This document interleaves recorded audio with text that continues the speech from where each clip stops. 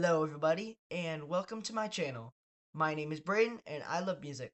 Today I'm going to rank and review all of Pink Floyd's albums from worst to best. I'm also going to tell you my favorite and least favorite song from each of them and my rating of the album out of 10. And as I've made pretty clear throughout my very few videos, I love Pink Floyd. In fact, they're probably my favorite band of all time. They're true legends. I have several vinyls from them, which I got a few more that I'll show off in a future vinyl update, and it'll be coming soon. A poster, some shirts, and a couple books as well. I'm a big fan, and today I'm going to rank all of their studio albums and their two soundtracks as well. In 15th place, we've got The Endless River. Hmm. I know some people like this album as it being a final send-off to the legends that are Pink Floyd, but I just don't like this album, unfortunately. It had great potential, but it doesn't feel like Pink Floyd particularly. It feels as if every song blends together and it's so boring in my opinion. It just kind of drags on, doesn't really go anywhere. Honestly, I don't even remember much of this album from re-listening to it because I had to re-listen to all of these albums for this video. My favorite song is probably Louder Than Words because, ironically, it's the only song with singing, so I guess that just makes it a little bit better than the other tracks. Every track kind of feels the same, so for my least favorite, I'll just say Unsung. I guess they all kind of feel the same, like I said. I give this album a 5 out of 10. Now, in 14th place, we've got Ummagumma. Ummagumma is an interesting early Floyd project. The first half is just live performances, and the second half is weird experimental solo pieces from each of the band members that I don't really understand it at all, really. And I do like the live portion of Ummagumma. There are some solid performances, but nothing groundbreaking like, that legendary Pompeii show they put out last year. Then the second half is, well, very hard to get through. The only thing I could say about it that is at least a little nice to see what the other band members could do without each other, for future band dynamics and all that stuff. My favorite song is probably that live of Careful with That Axe Eugene. It's his first debut of that song, obviously became legendary in the Pink Floyd live scene. It's pretty good. It's a pretty good song. My least favorite is easily, I don't know why Roger Waters decided to make the name of this song so long, Several Species of Small Furry Animals Gathered Together in a Cave and Grooving with a Pict. Honestly, just 5 minutes of pure torture on your ears. This is probably my least favorite song from them ever. I give this album a 5 out of 10 as well. Next, in 13th place, we're going A Momentary Lapse of Reason. This used to be my least favorite Pink Floyd album until I re-listened to them all, and it's grown on me a little. I still don't really like it though. Instead of the traditional Pink Floyd sound, you get weird, adult-oriented rock and traditional 80s music. Without David Gilmour's vocals, it doesn't even feel like Pink Floyd made this album. Not a great start to the post-Roger Waters era of Pink Floyd. My favorite song is Sorrow, and my least favorite is A New Machine. Just both parts combined, I guess. Which I'm just going to include both parts because they're very, very short. I give this album a 5.5 out of 10. In 12th place, we're going with their first and worst soundtrack, More. I don't really have much to talk about. It's just incredibly weak. There's a lot of weird and suspiciously heavy stuff on here, which makes no sense to be on a Pink Floyd album. My favorite song is the Nile song, which is just a genuinely great song from the band. My least favorite song is the Spanish Piece, which is genuinely another bad song from the band. So, I give this album a 5.5 out of 10. In 11th place, we're going with the Final Cut. This is a huge step up from the other albums, but it's still not the Pink Floyd we know and love. It's sort of an Amnesiac to Kid A situation, it being a sequel to the previous, aka The Wall. This album isn't very good though, unfortunately, and it feels very lackluster compared to The Wall. It also is basically a Roger Waters solo project, with the other members of the band hardly being present, not really having their time to shine, which ended up driving them apart in the end. My favorite song is The Gunner's Dream, I guess, and my least favorite is obviously Get Your Filthy Hands Off My Dessert. What the heck was that? I give this album a 6.5 out of 10. In 10th place, we're going with the second and much better soundtrack, Obscured by Clouds. This is definitely an improvement from More, but it still lacks the perfection we got on Metal just before. I don't have much else to say, it's just a pretty solid soundtrack. My favorite song is What's the Deal, which is a great song, and then my least favorite song is Absolutely Curtains, which just doesn't make any sense why they put it on the soundtrack. This album gets a 7 out of 10 from me. In ninth place, we're going A Saucer Full of Secrets, one of their first projects. The full departure from Syd Barrett to David Gilmour is present on this album, featuring songs with either one of them, and what a good album this one is. It features small hints to what the band will become in the future, and I do like this one, but it still needs some work. Um, my favorite song is Let There Be More Light, which is a great opener to this album.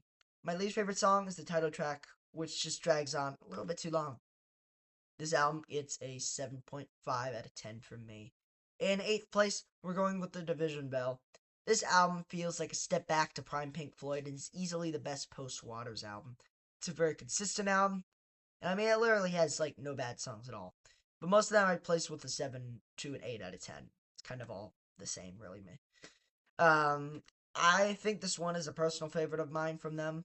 My favorite song is obviously High Hopes, which is just one of their best songs ever, in my opinion. It has Gilmour slaying on guitar like he always used to back in the day, and it's immersive and powerful. My least favorite song is, I don't know, I guess A Great Day for Freedom. It's kind of hard to decide because they're all kind of the same, really. Like I said, I put most songs in the same range. Overall, it's a good album, but nothing like they did before. So 7.5 out of 10 from me as well. In seventh place, we're going with the Cow album, Adam Hart Mother. Easily their best. Yeah, no, I'm just kidding. It's not. But don't be deceived. It's a pretty good album. I don't really have much else to say other than that. I like it. So my favorite is the insane and super long Adam Hart Mother Suite, which is almost perfect. It's the longest in their entire discography. Second longest is like Echoes, which, I mean, they're both pretty long songs. It's just insane. Anyways, my least favorite is Alan's Psychedelic Breakfast, which I think is quite dumb, and I do not like this track at all. Roger Waters really likes his breakfast, I guess. I give this album a 7.5 out of 10. In sixth place, we're going with the legendary The Piper at the Gates of Dawn. We're taking a huge step up here. What an interesting debut from the band. I really do like this album. It's psychedelic and experimental and doesn't feel like Pink Floyd in the best way possible. It kind of feels like the Beatles if they were quirky and introduced a lot of fantasy metaphors. My favorite track is Interstellar Overdrive, which is just an excellent track and gives us hints of what's to come in the future. It's spacey and atmospheric. My least favorite track is Pow R Talk H, which is very weird. Anyways, I'd give this album an 8.5 out of 10. In fifth place, and this is the first one I actually have on vinyl, we're going with legendary The Wall. This is one of their most commercially successful albums and is definitely beloved by many. It's a grand and cinematic experience which makes perfect sense to translate into a movie. Though I think it's amazing, I will say it's a little bit overrated. While every track feels cohesive and part of the overall story, I think there are a few tracks that feel pointless to the album's flow, or simplified version of that sentence, filler.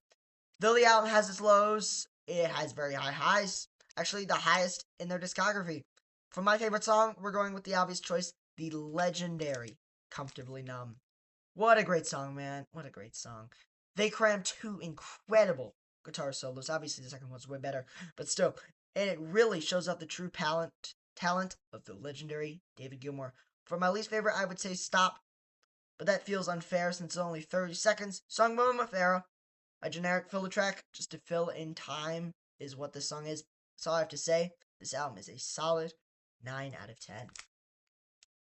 In fourth place, we're going with Metal. Unfortunately, I don't have this one on vinyl. I really want it, but I will find it soon, hopefully. I don't care, or I don't know if it's a hot take to put Metal above the wall, but I don't really care. This is my list, not the general public. Now, this album is just incredible, in my opinion. It's just so good. It's very lush and mellow compared to most of Pink Floyd's albums. I really want this project on vinyl, like I already said, but my visits have not given me this album yet. For my favorite song, well, I'm going with Echoes. I mean, come on, it's Echoes. Echoes is, um, this is extremely predictable because everybody loved this song. But I think I love it more than most Pink Floyd fans do, honestly. Though the rest of the album is great, Echoes is just incomparable to the other tracks. The build-up is perfect, the lyrics are perfect, I don't know what else to say, I just adore this song. For my least favorite song, I'm going with Seamus. What were they doing? No clue. Honestly, if it wasn't for this song and San Tropez a little bit, I guess, I would give this album a 10 out of 10. But those dog noises are so uncoordinated with the guitar and it lacks substance. They did that right on Animals, but they didn't do it right on Metal. Overall, this album gets a 9.5 out of 10.